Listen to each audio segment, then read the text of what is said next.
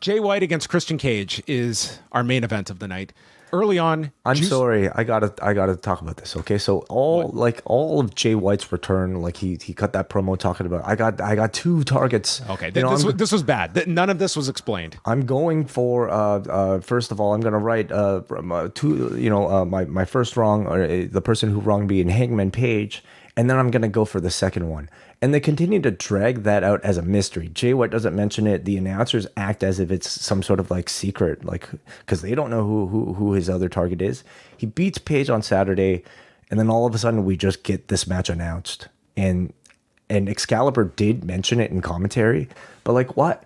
Like why didn't he just announce it earlier?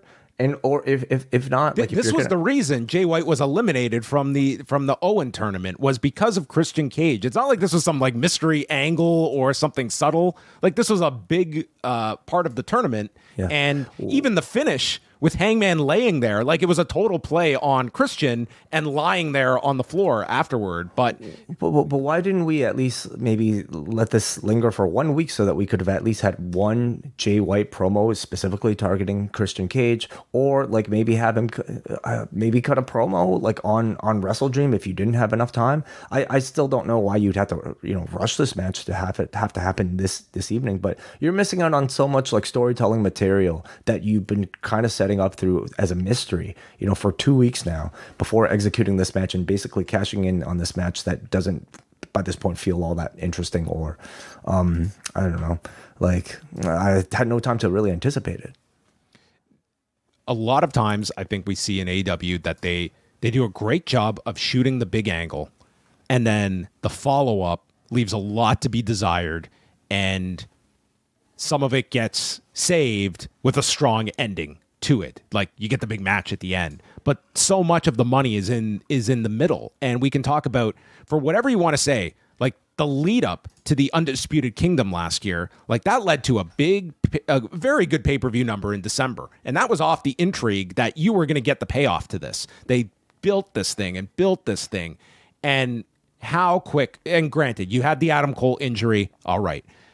Then we saw with the Elite earlier this year and building them up as this big group, huge angle by AEW standards, taking out Tony Khan. And that thing was rendered just inconsequential within weeks with the follow-up to that. So I'm very hesitant on watching this BCC angle at the moment where, you've kicked it off with a big start to things. And tonight was like the follow-up to it. And it's just like, are you going to be able to capitalize off the big angle? Because it's one thing to shoot the angle, but the money is in the whole follow-up and then building to whatever like the matches are coming out of it. Sure, yeah. Like in this case, I just don't know why they didn't spend at least a little bit more time to delay this match so that we can at least get a little bit more storytelling in there before giving it to us, because they were keeping this entire target a secret, even though we all knew that it was going to be Christian. But they never really played with it. I bet there were a lot of people who, when they heard I'm coming for Hangman and then the other one, I bet you there were a lot of people who didn't know. Dude, I didn't know until you mentioned it to me.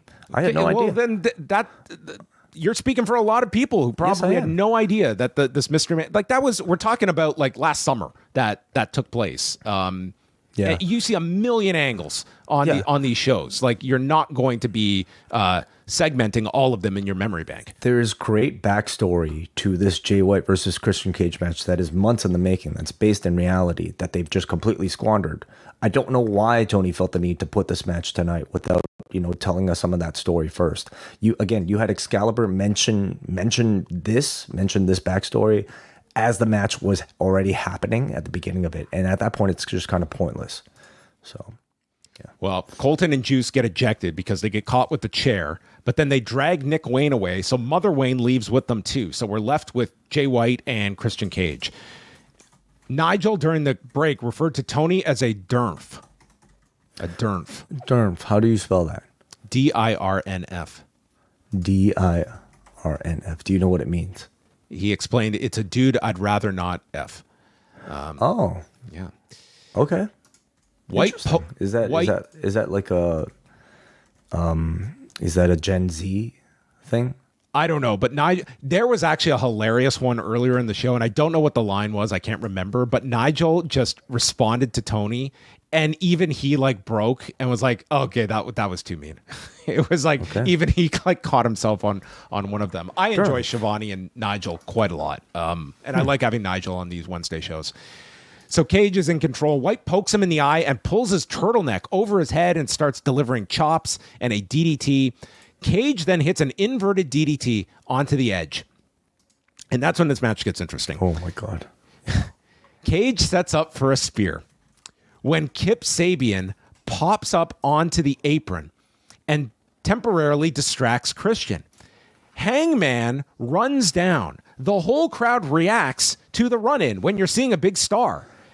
But they obviously had like screwed up their cue because Hangman then just bails to the side. The announcers have to play dumb that they didn't see him. The camera goes right onto Hangman, so they have to admit, oh, Hangman's here. And he's hiding there. Kip has just disappeared into the ether, into thin air. He actually retreated next to the floor director or one of their production hands, and he's you could see on his face, I think he realized he fucked up the moment he sat down. The cameras actually caught this. So I'm watching this and I'm thinking, was this like was this a screw up? Did they get the timing wrong? And I'm thinking, okay, they're going to go another like 60 seconds and then we'll just get that. They did not go they went like 5 minutes. Yeah. And you're just like, where are these two bodies that you know are lingering and waiting to come back? But they went through these near falls. They had a Blade Runner tease. There was a kill switch kick out. And then Cage sets up for the spear. And I thought I had hit my rewind button because Kip Sabian pops up onto the apron. Hangman gets onto the apron. The ref is distracted with Kip. So Hangman hits the buckshot, leading to Cage pinning Jay White in 16 minutes and 13 seconds. And then Hangman rolls to the floor. This is the exact same way Cage hid after costing Jay White the match in the Owen tournament. What a mess, Just a mess that this was. I mean, credit to like these guys that just had to deal with these guys obviously like jumping the gun. How does this happen? How does like Hangman get sent to the ring?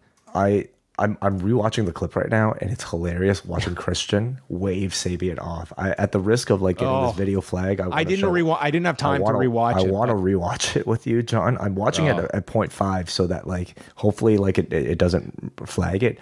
But okay, here we see Jay White here. Christian Cage is going for the spear, and out of the corner of his eyes, he sees Kip Sabian come up. He's yelling, "No, now's not the time!" He waves him down, and Kip Sabian is just like, "Oh shit, oh shit." What do I do? And you know what? So Kip was seen there, and that's probably when Hangman gets the cue to run down. Of course, yes. And then he's waving it off, and Hangman's like kid in the cookie jar. He's stuck here on television and just has to hide. I mean, what a mess. What a mess. Look at Kip Sabian. Look at him here. Jesus next to the floor guy. He's like, why did they cut to him too? Everyone was just on different Well, I'm sure like even the floor director's confused. Like the director in the back is confused. Like poor Hangman looks so dumb coming out here and just like, oh, what a mess this was. Listen, I'll say this. It was like, at least it happened where it seems like they had the flexibility with the overrun. And I think the fact that they didn't immediately just redo it, because that would have been even more comical. This was comically bad. They did redo it, though. What are you talking about? They did, but they tried to do like, they did like 4 or 5 minutes before they... That was probably because that's what the match that they had planned was supposed to go. They were supposed to do 5 in a lot of cases, they would have been like, these guys are out here. Let's just get to the finish. It was a mess. It was a total mess. I don't think what they ended up doing saved the match at all. I think they just like went back to the script. But here's the question then. Why was Cage going for the spear? Because that was the cue for Kip to get onto the apron. Was that what happened at the very end? Yes, that's okay. So I mean, this was just like a first spear attempt in a match, not necessarily the last one. Then that should have been communicated better, because Kip obviously is looking for the spear. That's clearly the spot. Somebody should have communicated to Kip Sabian a little better whatever he was supposed to do. Yeah, this just kind of set these dominoes to fall, and boy did they fall. Look at Hangman Page's look here. This kind of says it all. This was what do you think was going through his head? Okay, as he's like, the camera's on me. Like, I know we've all fucked up. Like, what a mess this was. If you like this video, consider joining our Patreon, the Post Wrestling Cafe. Multiple bonus podcasts every week, ad-free shows, and access to our full archive. Otherwise, a like and subscribe is much appreciated. Thank you for watching.